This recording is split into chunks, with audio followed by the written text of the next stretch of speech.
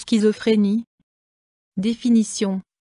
La schizophrénie est une maladie psychique grave, qui s'accompagne d'une perte du contact avec la réalité, de délire ainsi que de modification de la pensée, du langage et du comportement. Les patients sont souvent incapables de faire la distinction entre la réalité et leur propre perception des événements. La schizophrénie ne doit pas être confondue avec le trouble de la personnalité multiple lors duquel les patients pensent être une ou plusieurs autres personnes. Les hommes et les femmes en sont touchés à part égale, mais les hommes en sont atteints légèrement plus tôt, entre 20 et 25 ans, que les femmes, entre 25 et 35 ans. La schizophrénie est extrêmement rare chez les enfants. Causes. Les causes exactes ne sont pas connues. On pense que plusieurs facteurs entrent la ligne de compte. Prédisposition personnelle.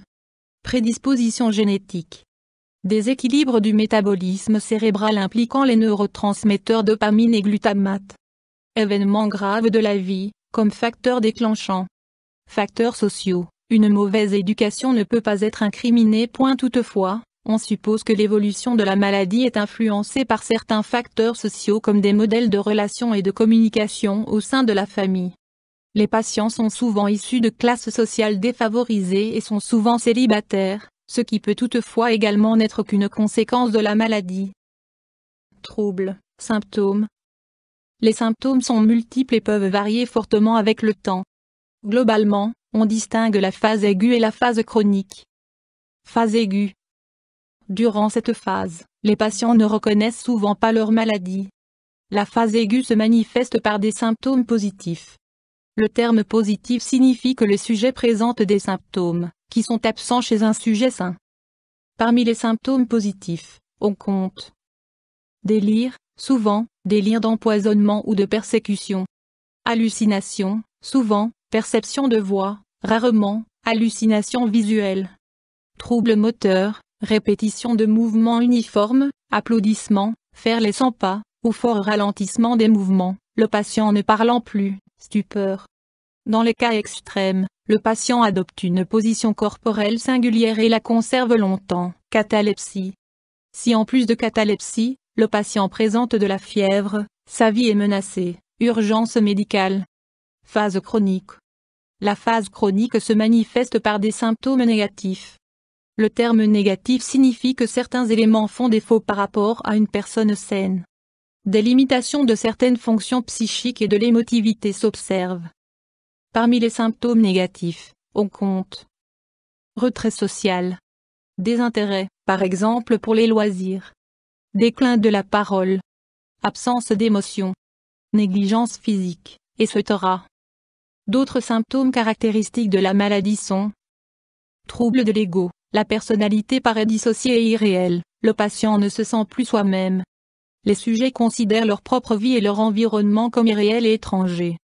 Troubles de la pensée et du langage, les pensées sont décousues, illogiques et s'interrompent, les mots perdent leur sens. Souvent, les patients ont la sensation que les autres personnes peuvent lire dans leurs pensées ou les influencer. Le langage peut devenir grotesque et les patients inventent de nouveaux mots, mélangent plusieurs mots ou adoptent de fausses constructions de phrases. Troubles de la vie affective, forte variation de l'humeur. L'humeur n'étant pas toujours adaptée à la situation, par exemple le patient vit une situation triste mais il rit. Des troubles dépressifs et anxieux s'observent fréquemment. Perte du rapport à la réalité, autisme, le patient se retire dans son propre monde. Il devient indifférent, désintéressé, morne et est incapable de se sentir proche des autres. D'autres maladies psychiques comme la dépression ou la toxicomanie viennent souvent s'ajouter à la schizophrénie. Des crises graves accompagnées de pensées suicidaires, suicidalité, peuvent également survenir.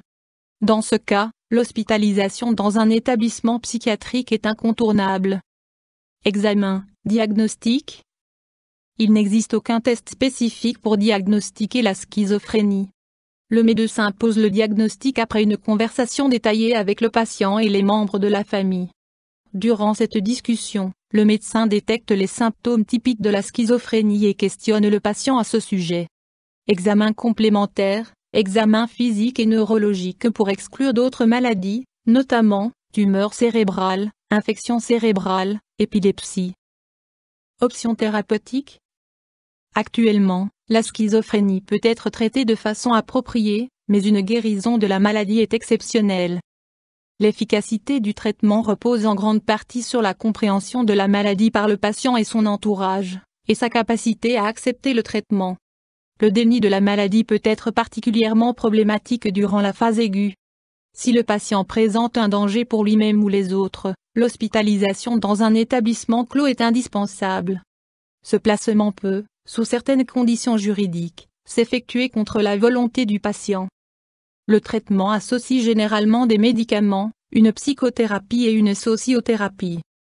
Médicaments neuroleptiques, ces psychotropes contribuent à atténuer les symptômes aigus comme les hallucinations, les délires ou les troubles de la pensée. Il est essentiel que ces médicaments soient pris durant une période prolongée voire toute la vie, selon les prescriptions du médecin. Sans médicaments, le risque de récidive est élevé. Il convient d'être vigilant quant aux effets indésirables comme les troubles moteurs, les convulsions, l'agitation, etc. Et d'avertir le médecin si ces effets surviennent. Antidépresseurs. Au cours de l'évolution de la schizophrénie, une dépression vient souvent s'ajouter à la maladie. Sédatifs, contribuent à réduire les angoisses durant la phase aiguë. Psychothérapie et sociothérapie. Psychothérapie, elle repose essentiellement sur la compréhension de la maladie et la manière dont le patient l'aperçoit. Elle s'effectue souvent sous forme de thérapie de groupe. Sociothérapie, elle vise à empêcher la survenue de problèmes liés à la maladie au sein de la famille, du logement, du milieu professionnel et de la vie sociale. Ce traitement comprend une thérapie professionnelle, une thérapie occupationnelle et des mesures de réhabilitation professionnelle.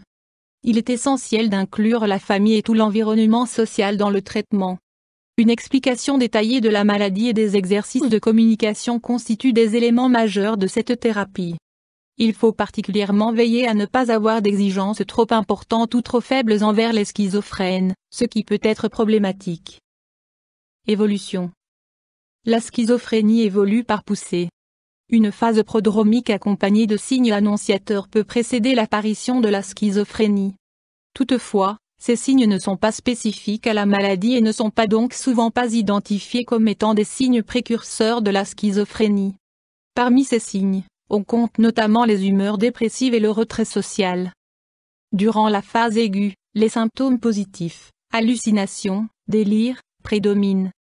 Ces manifestations peuvent à nouveau disparaître en totalité ou évoluer vers une phase chronique, qui se caractérise par la présence de symptômes négatifs. Dans de très rares cas, les signes aigus de la maladie persistent sur le long terme. Après les poussées aiguës de schizophrénie, des manifestations dépressives et des états d'épuisement peuvent survenir, mais ceux-ci régressent à nouveau avec le temps. Pronostic. Dans plus de la moitié des cas de schizophrénie, l'évolution est défavorable et des symptômes, généralement négatifs, persistent. Les chances de guérison sont les meilleures dans les cas suivants. Couple soudé. Bon réseau social. Sexe féminin. Début aigu de la maladie. Facteurs déclenchants de la maladie bien identifiables. Traitement médicamenteux adapté. YouTube Dr Alabé.